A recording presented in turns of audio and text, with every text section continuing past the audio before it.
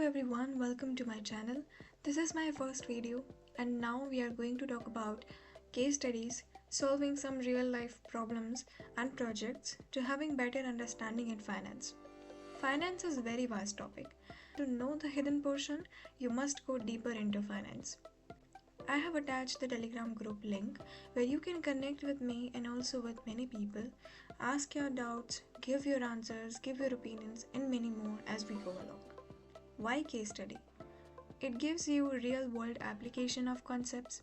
It develops analytical thinking. It improves your decision making skills along with your communication and presentation skills. It also deepens understanding through context. It also very essential for career growth and for the interviews. Before we move further, I request you to watch this video till the end and please subscribe to my channel, share with your friends, comment if you have any doubts. Let's move to our first case study. How do you know if a company is financially healthy enough for a 20 million loan? In this case, we will analyze, compare and make a call just like a real analyst at Bank of America. Now you have 10 seconds to read the question. Okay, let's understand your job role.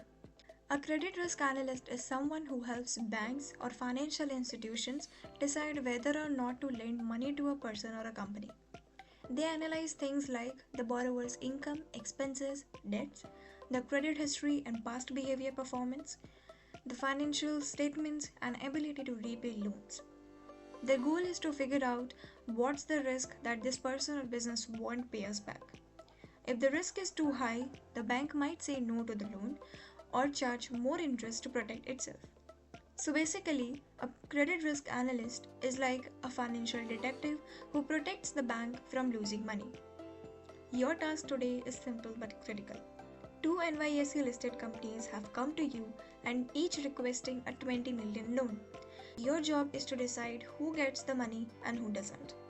To do so, you will analyze their financials using vertical and horizontal common size analysis, some key ratios, and then compare the results with industry averages. Now, if anyone doesn't know what all these are, then let's dive into the next video.